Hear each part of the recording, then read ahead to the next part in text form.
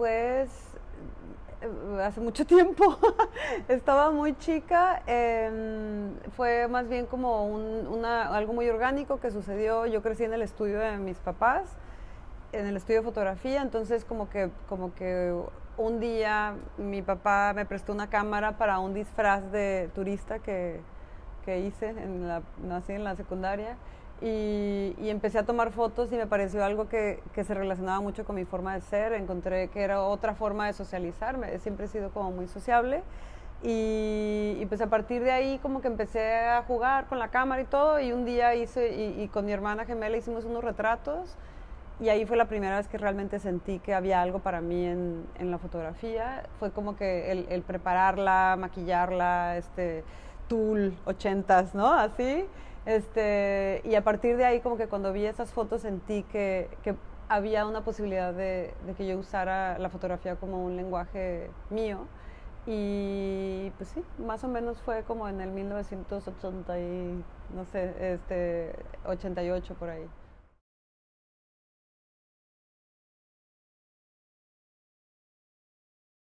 Pues cuando éramos niñas, mis papás nos llevaron a muchas clases distintas, de ballet, de arte, etcétera, y piano también. A mí el piano no me gustó, pero me gustó la pintura, me gustó el dibujo y empecé a dibujar como también antes de tomar la cámara. Yo copiaba retratos, me gustaba copiar, hacer como, pero obviamente no me sentía muy creativa. Me salían muy bien los dibujos, pero como que yo sentía que yo no estaba creando nada y tenía ganas o sea, tenía curiosidad cómo iba a desarrollarse eso, y me di cuenta muy pronto que lo que me interesaba eran los ojos, que era el retrato, y me gustaban las fotos de fotógrafos, ¿no? La revista Interview era como una revista que veía mucho, no sé ni cómo me hacía de ella, la verdad creo que mis hermanos la compraban y copiaba, no sé, tengo ahí como varios, no, los regalé todos, de hecho, no era algo que me tomaba muy en serio, pero me salía muy bien, me gané unos concursos, entonces se me subió, dije, pero el dibujo era algo es algo que siempre me ha gustado, pero realmente lo he practicado, pero no ha sido nunca parte de mi práctica. Pero o sea, muchos de los artistas que a mí me interesan no necesariamente son fotografía, y o sea, como que el dibujo y la pintura están siempre por ahí como metidos, ¿no? No sé. Pues más o menos en el 2000, bueno, no más o menos, en el 2000, como que decidí que me quería dedicar a los proyectos personales, ¿no? O sea, sí pasó mucho tiempo desde que empecé a tomar fotos, ahí le busqué que sí quería ser retratista, que sí quería ser Annie Leibovitz, que sí quería ser, entonces, y desde mis primeros proyectos localicé algo que me interesaba mucho en la fotografía, que era un como espacio ambivalente entre el acierto y el error, y eso fue más o menos como en el 94 cuando encontré eso, pero todavía quería yo aplicar esa forma de ver a distintos, como a medios, ¿no?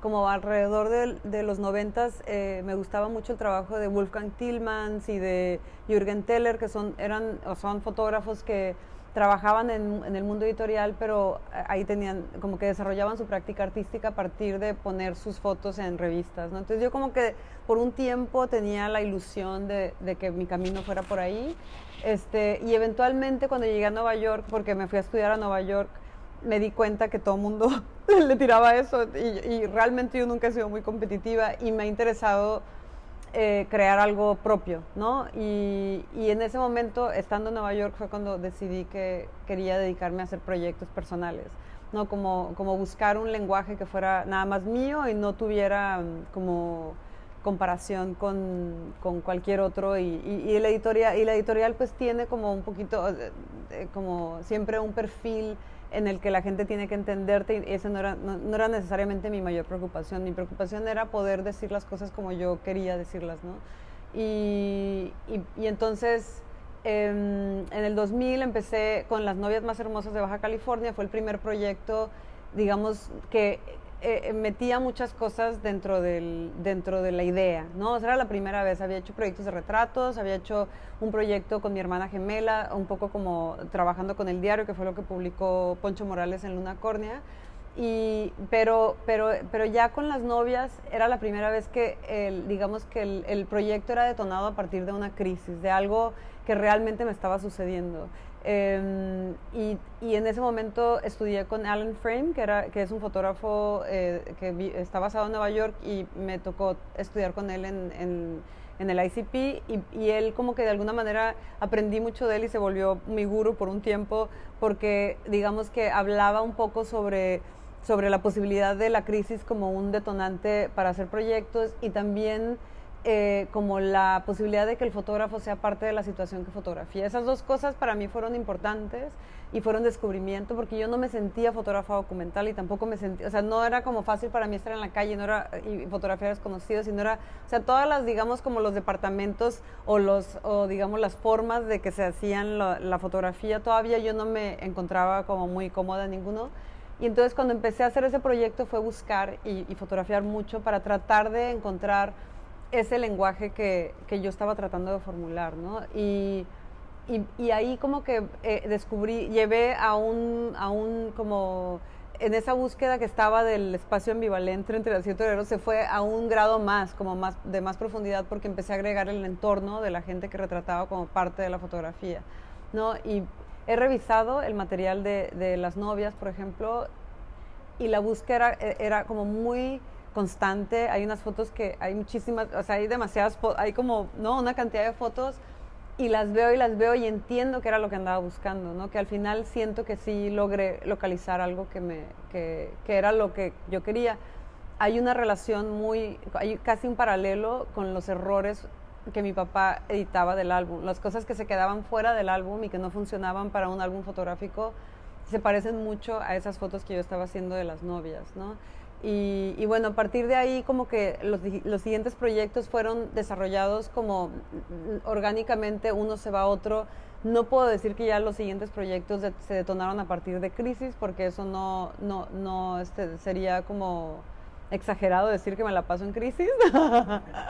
No, pero digamos que esa primera búsqueda fue muy importante para mí, porque estableció cosas que me gustan, como la clase social, la relación entre las personas de una comunidad, como Tijuana, porque todo eso sucedió en Tijuana.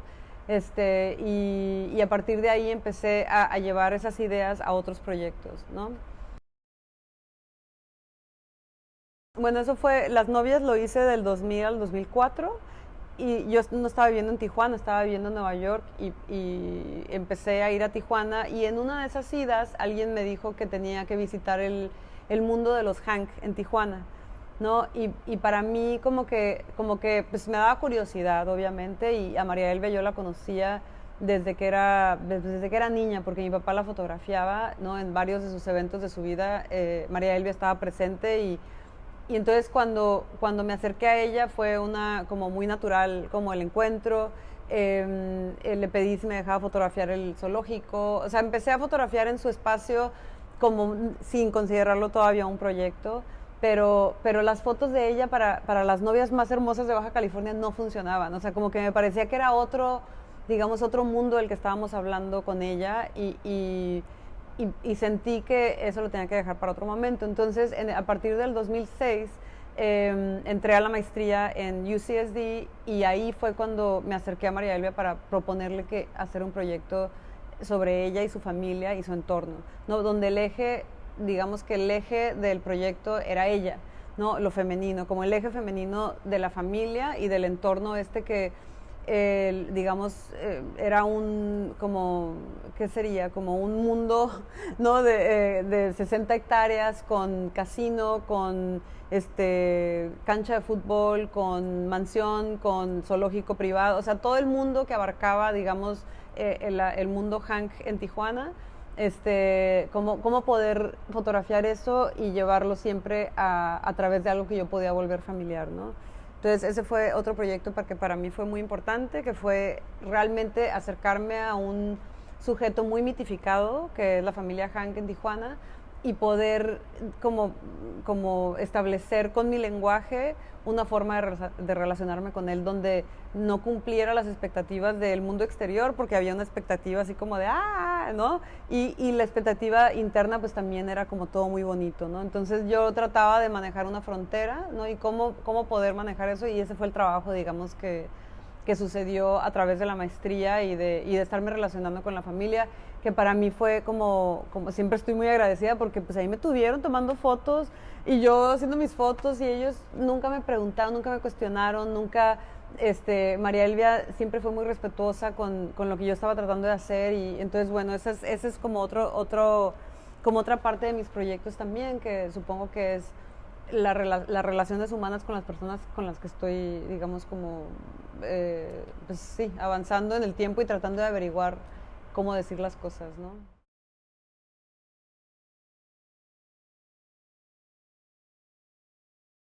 Este, Cuando terminé Las novias más hermosas de Baja California y justo antes de entrar a la maestría me contactó Mauricio Mayé, el director de artes visuales de la Fundación Televisa, y como que él vio el trabajo de Las novias y le interesó y me dijo, con esto, así quiero que hagas algo en las telenovelas, ¿no? Y yo así, bueno, era un sueño maravilloso, era como un sueño hecho realidad porque yo siempre veía el mundo Televisa como algo medio como intocable, la forma en que se representaba a la gente a través de Televisa era como una cosa como de perfección y de vida perfecta y de que realmente yo decía, ¿y dónde está lo demás? ¿Dónde está lo que realmente somos? ¿Dónde está lo desmoronado? ¿Dónde está, no?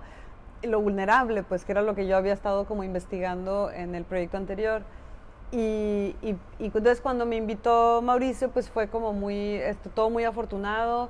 Pedro Damián, que era fue el productor de Rebelde, la novela Rebelde, surgió la posibilidad de trabajar con Pedro Damián y Pedro Damián fue muy amable y nos recibió fue muy generoso, digamos, que nos recibió para dejarme hacer lo que yo quisiera en filmaciones y en conciertos, o sea, abarqué todo lo posible del tiempo que quedaba de filmaciones, porque cuando yo llegué quedaban como 2 meses ya de filmaciones, después de 2 años de haber estado filmando, entonces era un equipo muy armado y bueno, las giras del grupo también, era como, o sea, salían a Estados Unidos a hacer shows, regresaban a filmar la telenovela y así iban de un lado a otro.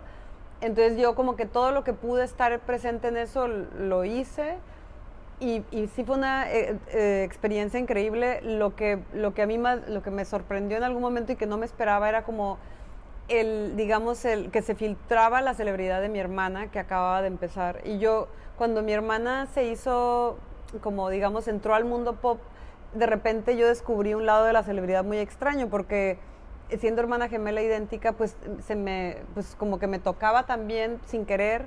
Y tuve una experiencia muy como complicada, no puedo decir que fue maravillosa, o sea, al principio sí me costó mucho trabajo porque la gente en la calle me confundía y bueno, y mi hermana y yo estuvimos distanciadas al principio digamos, cuando como que salió del closet del pop, entonces era más difícil todavía.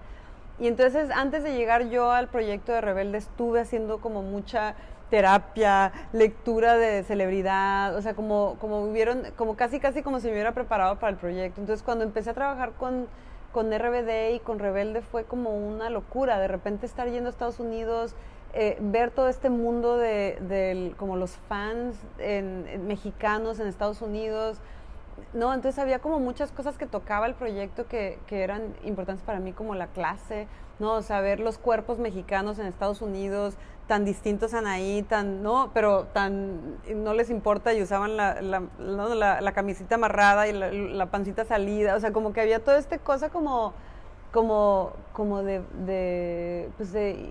¿no? Como que eran los ídolos, pues, ¿no? Y eso como que empecé, estando viendo a los mexicanos en Estados Unidos y buscaban estos ídolos mexicanos, me fascinó el fenómeno, me parecía como un acierto loquísimo de encontrar algo que sucede entre la ficción y realidad y eso les tocaba a la gente de una forma que se volvía casi divino para ellos, ¿no? Entonces fue realmente fue muy especial el proyecto. Obviamente Televisa no pensó que era arte, entonces no sucedió nada. Digo, Fundación Televisa sí, pero ya creo que a alguien ahí no le pareció que era un trabajo que era lo que hubieran querido. Pero hasta la fecha, o sea, 15 años después de haber hecho el proyecto, pues sigue habiendo como fans de Rebelde que me siguen pidiendo el libro y se volvió casi como o sea, publiqué el libro independientemente.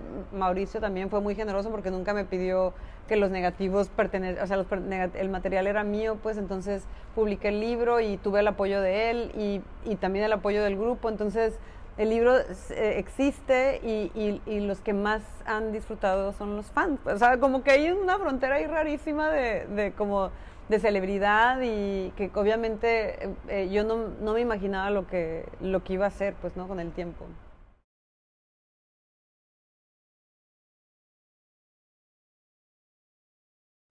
Pues en un inicio, o sea, yo mucho lo relaciono con que mi primer sujeto en la vida era mi hermana, ¿no? Y sí me siento como que naturalmente atraída hacia lo femenino, ¿no? Es algo sucede, que me sucede constantemente y a veces más allá de mí, la verdad. O sea, en San Pedro yo quería que hubiera más presencia masculina, pero no es como que es algo que todavía no había podido como tocar o encontrar la forma de fotografiarlo, no sé. Pero Las novias más hermosas de Baja California, yo no me imaginaba que fuera un proyecto feminista, no me imaginaba digamos, estaba hablando de género, pero sí estaba haciendo una crítica sin querer queriendo. O sea, yo crecí en un entorno católico, estuve en una escuela de mujeres, de alguna forma como que lo que se esperaba de la mujer era muy claro y mi acercamiento inicial a las mujeres en Tijuana pues sí era con un poquito de ardidez, ¿no? O sea, yo tenía 30 años, no había cumplido todas esas cosas que se suponía que tenía que haber hecho, no tenía pareja, no tenía hijos, ¿no? Y había como algo complejo en mi acercamiento, ¿no? Más adelante, obviamente, como que en lo que se desarrolló el proyecto, mi relación con esas ideas cambiaron muchísimo, ¿no? Pero la incomodidad de alguna manera estaba muy presente y el acercamiento a lo que yo sentía que era una falta de autenticidad en cómo la mujer se representaba también estaba presente, ¿no? O sea, lo ves y hay mucha, en ese proyecto hay mucha repetición de la gente vestida igual, las niñas peinadas igual, o sea, hay una cosa como de los patrones femeninos, cómo se transfieren de una generación a otra y a mí eso lo encontraba un poquito como que lo veía como bicho raro, o sea, yo lo veía como de una forma externa, pero lo que ahí me tenía es que yo las conocía y eran mis amigas, ¿no? Entonces había como algo extraño en la relación que para mí era importante que también estaba dentro del trabajo, pues, porque al final a mí sí me gusta manejar una ambigüedad ahí, ¿no? Como de no sabes si es crítica, si es, ¿no? Hay una duda siempre de lo que estoy haciendo, pero una curadora con la que trabajé como en una exposición individual que hice en el Museo de San Diego de ese trabajo, ella fue la primera que lo nombró como un trabajo feminista y la verdad sí me dejó así como, ay, ¿sí? No, como que la conversación fue la que me hizo, o sea, conversar con ella y el texto que escribió fue lo que primero que me hizo entender de lo que estaba pasando. Pues no era conscientemente feminista, pero empezaba a suceder. El proyecto de Lápiz de la Naturaleza, que es el proyecto que estoy terminando ahora, se acerca, digamos, al tema de otra forma y ese sí es conscientemente más feminista, ¿no? O sea, como que ahí mi acercamiento es de nuevo a través de lo femenino, pero yo como que, más que feminista es como tocar en el género directamente y cuestionar, o sea, yo, como te decía, San Pedro Garza García fue un proyecto en el que yo sentí que hubo una ausencia de masculinidad. Hay obviamente hombres y pero faltan, o sea, porque al final el mundo digamos, de San Pedro, pues también es construido por lo masculino, ¿no? Y como que yo sentí que eso no estaba. Nunca nadie me lo dijo, pero yo lo sentí, ¿no? Entonces, en Lápiz lo que empecé a hacer, hice un proyecto intermedio que ese realmente no ha pasado nada con él porque no siento que está terminado, pero empecé a hacer retratos de hombres. Decidí que iba a ser un proyecto solo de hombres y empecé a hacer un proyecto de hacer retratos de hombres que yo admiro ¿no? Y así, ¿no? Y ese fue mi primer acercamiento a intentar representar lo masculino. Me gustó, pero no llega a ser lo suficientemente complejo, ¿no? Entonces empecé a trabajar en Lápiz de la Naturaleza y ahí empecé a hacer autorretratos donde yo estaba representando lo masculino y las mujeres estaban representando lo femenino, ¿no? O sea, y todo gira en torno a la pose, ¿no? La idea de la pose como una forma de cómo hemos sido representadas, y en la mayor parte de, o sea, la fotografía, de alguna manera, la pose nace en la fotografía, ¿no? Esa es como teoría, no sé, es como mi teoría o es un hecho, no sé, pero un poco parte de la teoría de que si la pose nace en la fotografía, entonces, ¿qué miradas fueron las que construyeron la pose femenina? ¿No? Y en la mayoría, ves la historia de la fotografía y pues la mayoría son hombres, ¿no? Entonces, como que me interesa como cuestionar nada más y plantear la pregunta de qué significado tiene la pose femenina, ¿no? Y para qué ojos fue hecha, para qué, o sea, todo esto que de alguna manera puede tocar en la relación entre lo masculino y femenino, ¿no? Y entonces, pues aplico la apropiación, que fue la manera en que dije, bueno, ¿cómo puedo yo apropiarme de lo masculino? O sea, no he podido, no lo incluí en San Pedro, hice una serie que siento que no logro terminar, pues me la apropio, ¿no? Entonces empecé a apropiar desde el título, El lápiz de naturaleza, que viene de la historia de la fotografía y es de Fox Talbot, hasta como me puse a revisar todos los fotógrafos que fueron para mí influencia, ¿no? Y que obviamente fueron heredados por mi papá. O sea, mi papá fue el que me enseñó la fotografía primero. El primer curso de fotografía que hice fue en los cuadernos que mi papá estudió por correspondencia en los 60s, que ahí los tenía, y eso fue mi primer estudio. Pues obviamente tenía hambre de ver qué onda, cómo se hace esto, ¿no? Cuando vi que me interesaba, dije, a ver, voy a estudiar aquí, ¿no? Entonces me puse a estudiar en sus libros, aprendí composición en esos libros, estaban fabulosos, pero que es digamos, un curso que se llamaba el curso de los fotógrafos famosos, ¿no? Y entonces ahí estaba Richard Avedon, Irving Penn, o sea, todo el curso había sido formado a través de fotografías de puros fotógrafos famosos y también de sus palabras, ¿no? En algunas ocasiones hacían sugerencias, te enseñaban cosas, ¿no? Entonces esto y eran puros hombres, obviamente, ¿no? Porque los únicos famosos en ese entonces eran hombres, ¿no? Pero bueno, había más, pero eso fue lo que era, ¿no? Eran como fotógrafos de celebridad, de estudio, de documental, o sea, un poco de todo, y ves la foto y todos son hombres, fabuloso.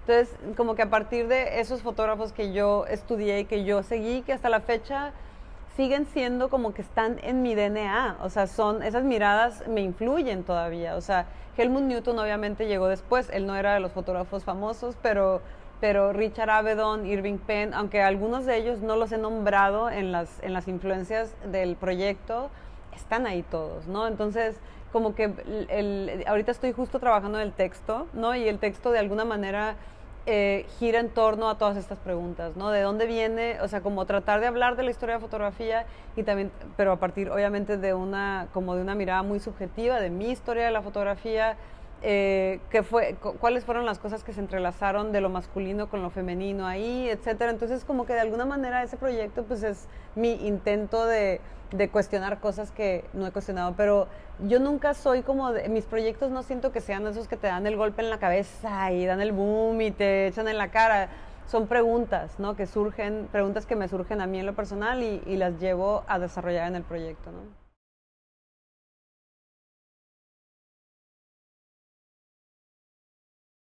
Mis proyectos normalmente empiezan con una idea, con un ancla, ¿no? Como algo o sea, en el caso del primer proyecto, que siento que es muy importante. O sea, una crisis hay que aprovecharla, ¿no? Y siento que hay que, o sea, un proyecto personal creo que está anclado en una crisis, siento que es uno en el que vas a indagar más de lo que indagarías en otras cosas. No, uno puede hablar de derechos humanos, hablar de todas las cosas que le importa al mundo, pero en un proyecto que está anclado en una crisis, creo que tú hablas de lo que a ti te mueve, ¿no? O sea, y es, por ejemplo, ¿cómo puedes hacer eso? O sea, yo creo que tienes que encontrar las cosas, porque todos tenemos alguna cosita que nos mueve el tapete, no necesariamente padre, ¿sabes? O sea, algo que sientes que como que te pica en lugares que no está padre, ¿no? Entonces, creo que ese es primero yo creo que lo más importante es encontrar un lenguaje, pues, ¿no? Y el lenguaje, así es como lo encuentras, en un proyecto que está anclado en algo que nomás tú sientes, que nomás tú ves, que nomás a ti te provoca eso que te está provocando, pues, ¿no? O sea, como que siento que eso es esencial para empezar, ¿no? Porque ese fue el primero y yo lo considero que fue el más importante porque me llevó por un camino que me estableció, digamos, a partir de como estas cosas que están sucediendo en este proyecto, se ha repetido en los siguientes o ha estado relacionado de alguna forma u otra. ¿No? Entonces, ¿y cómo los armo ahora? Pues realmente yo, a veces, o sea, 3 años antes no sé de qué se va a tratar el siguiente, ahorita yo no tengo idea, ¿no? Pero para mí son como romances, ¿no? Los proyectos, o sea, antes era muy enamoradiza, ahora ya tengo un marido, ya estoy enamorada nomás de él, pero estas cosas momentáneas que son los romances, que son como una cosa como intensa y la vives y no, y 3 años, ese es como mi número más o menos en el que estoy, 3 o 4 años de cada proyecto, pero empieza, otra vez empieza por algún ancla, ¿no? O sea, cuando hice, por ejemplo, el proyecto de San Pedro Garza García, como ya había hecho el proyecto de María Elvia de Hank, ya había hecho otro proyecto entre María Elvia y San Pedro que se llama Gestus, que de hecho traigo el libro, eso ahorita se los puedo poner ahí, lo pongo ahí.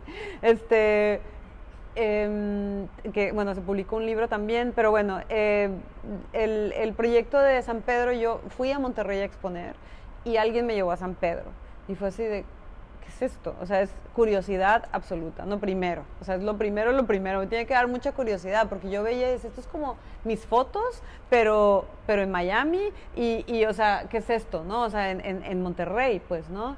Entonces empecé a ir y en algún, como que me empecé a hablar con gente. Eso es también, el siguiente paso es que me pongo a hablar mucho. Yo hablo mucho, entonces empiezo a decir San Pedro, Monterrey, San Pedro. Entonces empiezan a surgir gente que me cuenta cosas.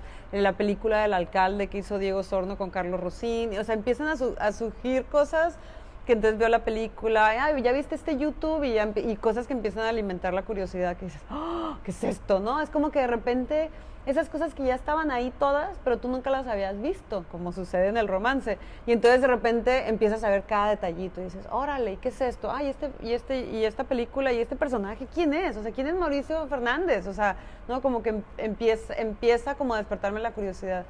Y entonces tiene que surgir el momento donde dices, ok, yo no vivo en Monterrey, ¿no? O sea, ahí se va a complicar el tema.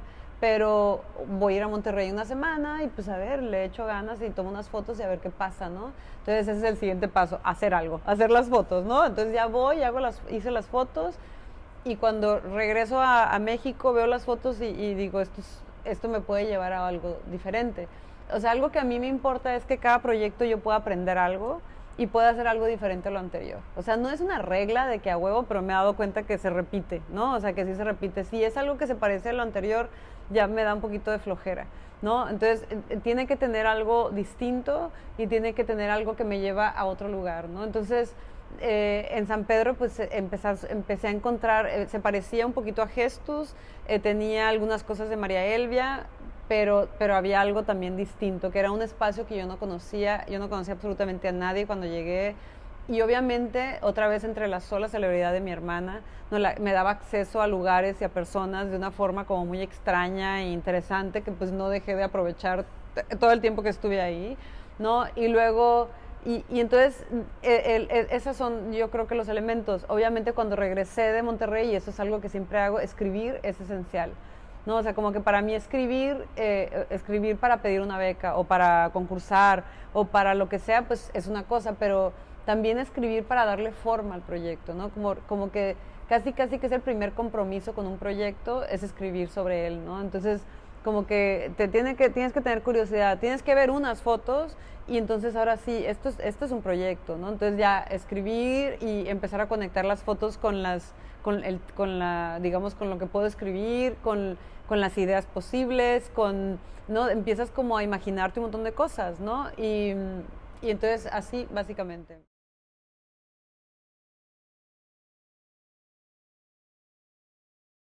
Pues yo ya había pedido la Guggenheim muchas veces, ¿no? Y como que de alguna manera, o sea, aprendí cómo escribir becas eventualmente, ¿no? Porque obviamente no naces sabiendo cómo escribirlas, ¿no? Y cuando yo apliqué ya para esta vez que sí me la dieron, giraba en torno a San Pedro Garza García, pero San Pedro ya yo llevaba 2 años haciendo el proyecto y tenía justo la beca del FONCA también para hacerlo. Entonces como que ahí era como más bien pues tener, o sea, la beca Guggenheim, aparte del dinero, es como de las becas más prestigiosas que hay en Estados Unidos, y mi carrera de alguna manera siempre se ha desarrollado en ambos países, ¿no? En México y en Estados Unidos.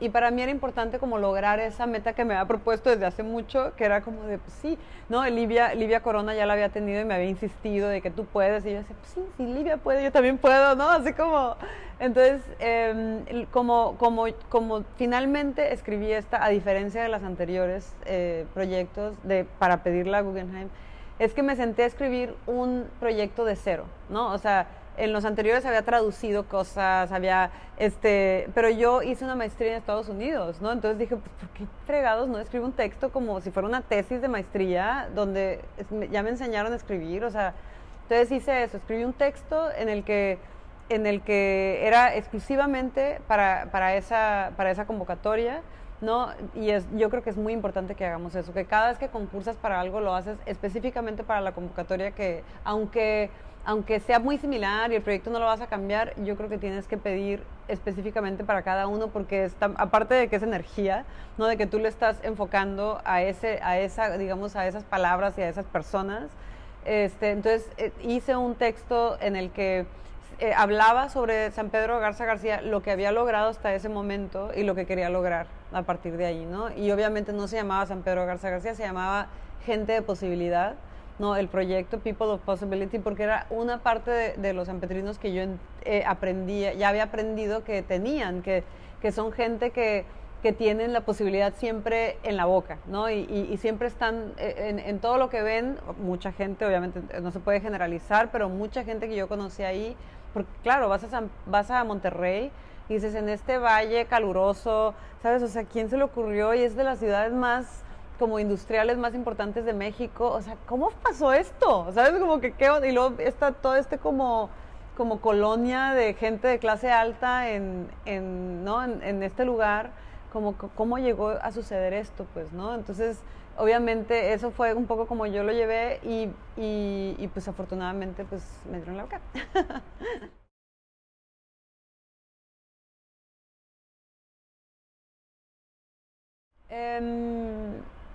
Pues como que lo que yo entendí y es muy curioso, porque yo siento algo muy similar en todos los proyectos de a ver qué pasa. No, de a ver qué pasa, ¿se va a armar o no se va a armar? ¿No? O sea, esto va a cuajar muy al principio, como que siento qué forma va a tomar, ¿no?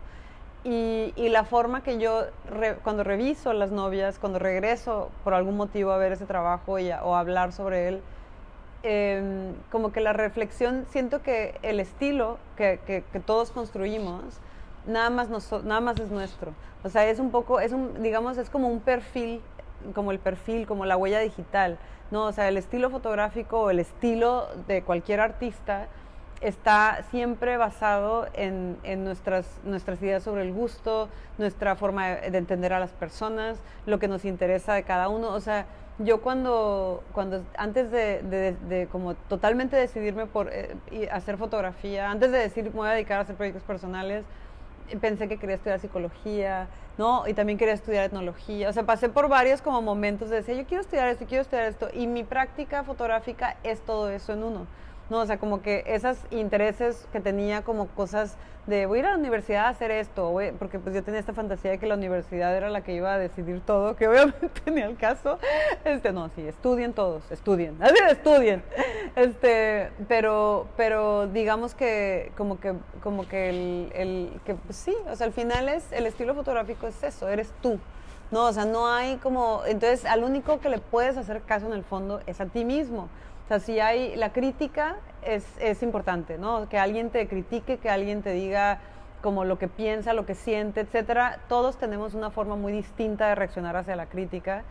Hay críticas deconstructivas que no sirven en lo absoluto, y yo creo que hay una clave muy fácil de entender cuáles son las que sirven y cuáles son las que no sirven. Si alguien te destroza y no te dan ninguna herramienta para que sigas tu camino, olvídalo. O sea, ese tipo no sirve y tíralo a la basura.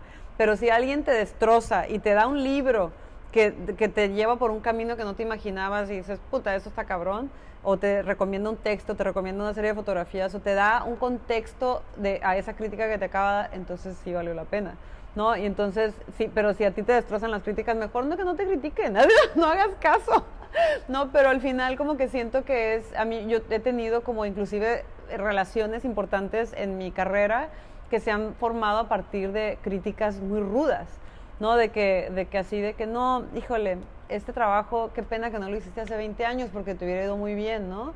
Pero, mira este libro, ¿no? Y a partir de eso como que es así de, hey, o sea, que fue Pierre Bourdieu, ¿cómo se llama el momento fotográfico? Bueno, el libro sobre fotografía de Pierre Bourdieu me lo dio después de ponerme una paliza de crítica y a partir de ahí empecé a buscarlo y a buscarlo y a buscarlo y a buscarlo se ha vuelto una relación muy importante, ¿no? Pero creo que tenemos que encontrar también a nuestras guías, nuestros senseis, nuestros como, ¿cómo decir? Como la gente que nos apoya, pues la gente que está con nosotros, que nos acompaña, porque siempre va a haber, siempre, y sí, y son importantes de encontrarlos, ¿no?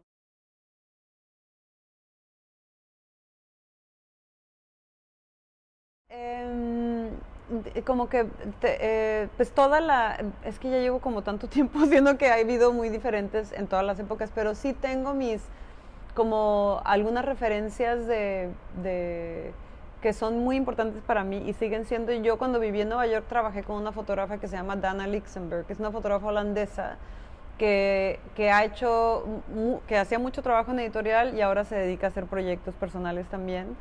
Y ella, además de que era mi amiga y fue la que me apoyó a que me lanzara a Tijuana a empezar mi proyecto de Las Novias, hasta la fecha, toda la forma en que hace sus proyectos, con el ritmo que los hace y todo, es un referente, ¿no? O sea, como que para mí mantener una conversación con ella es muy importante. También Rineke Dijkstra, que es otra fotógrafa holandesa, que su carrera o el perfil de su carrera es algo que me gusta mucho, pero además me gusta ella como persona. O sea, tuve como también el gusto de trabajar con ella en algún momento y es una persona como completamente humilde y amable con la que puedes tener una relación, ¿no? Entonces, como que, y para mí son ejemplos de cómo ser como persona y cómo ser como artista, porque las cosas, para mí las cosas es toda una cosa, pues, ¿no? O sea, como que, cómo soy como mamá, cómo soy como artista, de repente no combina muy bien, ¿no? Pero ahí le echo ganas, ¿no? Pero como que siento o sea, he descubierto con el tiempo, pues, que lo ideal es que todo esté mezclado de alguna forma, ¿no? Porque yo no, por ejemplo, cuando veía a los de Magnum, que decía, híjole, ¿cómo le hacen, no? O sea, tienen unas vidas súper exóticas, se van a la guerra y luego exponen en París y luego hacen el libro y es como una cosa de no parar, pues.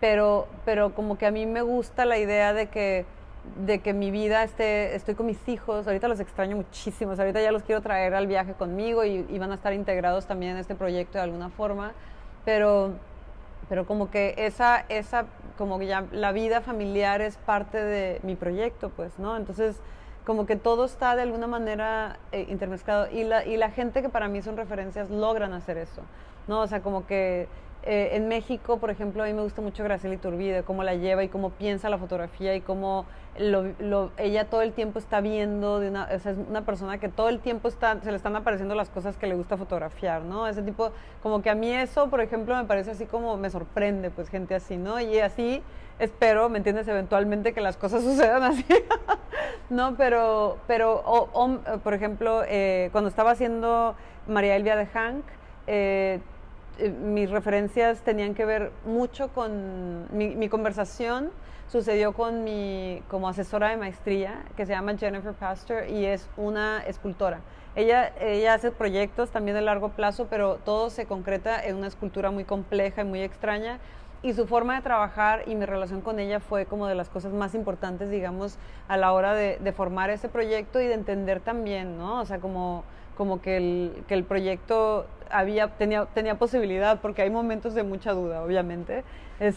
Y luego, pues sí, hay otros en el pasado, Martin Parr, Tina Barney, ¿no? O sea, gente que ha trabajado con color, gente que trabaja con lo social, ¿no? Que han sido referencias en diferentes partes de mi vida. Ahora, obviamente mis referencias no nada más son fotográficas, ¿no? O sea, mi maestría la hice en artes visuales y mis compañeros eran pintores, escultores, instalación, etcétera. De foto creo que éramos dos nada más.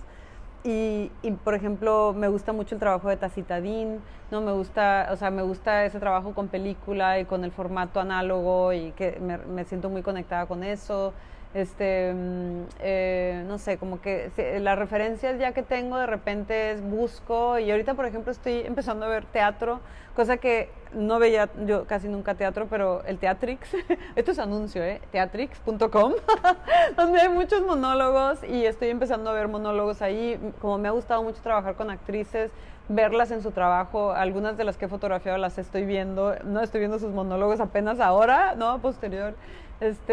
Y pues sí, como buscando, ahorita como que siento que las lecturas, por ejemplo, que estoy haciendo son más sobre performance, ¿no? Y yo nunca había leído sobre performance y tampoco creas que he visto mucho performance, o sea, como que, pero me interesa como la posibilidad del performance dentro de la fotografía documental para crear un documento muy subjetivo, ¿no? Y así, como que no sé, siempre seguir buscando, cada proyecto es diferente y cada año es diferente.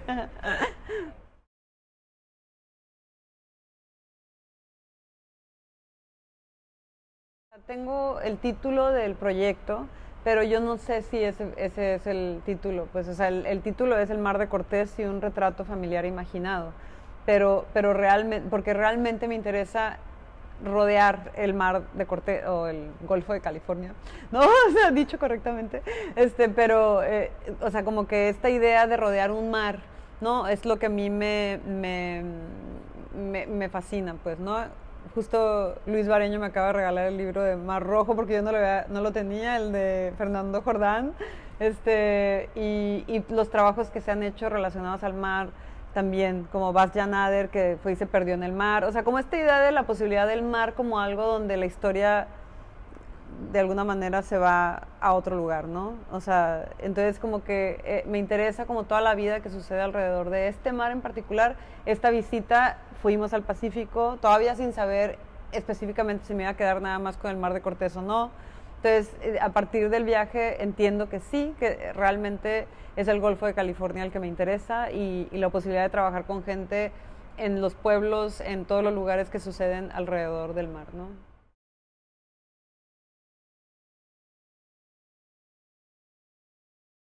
En algún momento estudié en el Centro de la Imagen con Joseph Rodríguez y nos dio un texto de Goethe que para mí es como una cosa que sigo utilizando como recordatorio.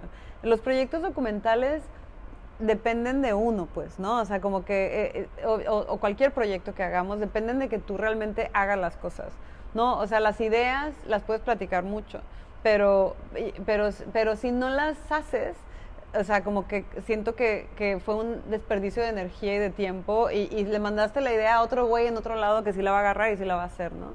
Entonces, como que de alguna manera este texto de Goethe, que si quieres lo puedes, no sé, compartir de alguna forma, que es como una cosita que dice que si no estamos, hasta el momento en el que estamos comprometidos, esto puede seguir nomás en palabras, no puede ser nada. Y en el momento en el que tú te comprometes a las cosas, empiezan a suceder como un montón de cosas que nunca te hubieras imaginado y surgen oportunidades y herramientas y personas que te abren el camino que tú realmente nunca hubieras pensado que era posible, pero es porque a partir de tu decisión es de lo que surgen, no surgen de otra cosa, no surgen porque son buena onda los demás, o sea, surgen porque tú lo decidiste. Entonces, nomás como recordatorio o como recomendación para la gente que está interesada en hacer proyectos, es que sepan que depende de ellos y de su decisión, no depende de que si le gusta a su abuelita, de que si le gusta al fotógrafo famoso, de que si le gusta a nadie, tiene que depender de que te guste a ti y que a ti te interese y que tú le sigas echando las pilas para que eso suceda. No es la única forma de que los proyectos se logran. Y ese proyecto te va a llevar a otro, y ese proyecto te va a llevar a otro. O sea, el gusto y el placer de hacer un proyecto que terminas y que se convierte en un libro, que se convierte en una exposición, en lo que tú quieras que se convierta, eso te va a impulsar a seguir adelante. Y yo creo que nomás uno tiene que saber que depende de uno nada más, pues, ¿no? Bueno, esa es mi recomendación.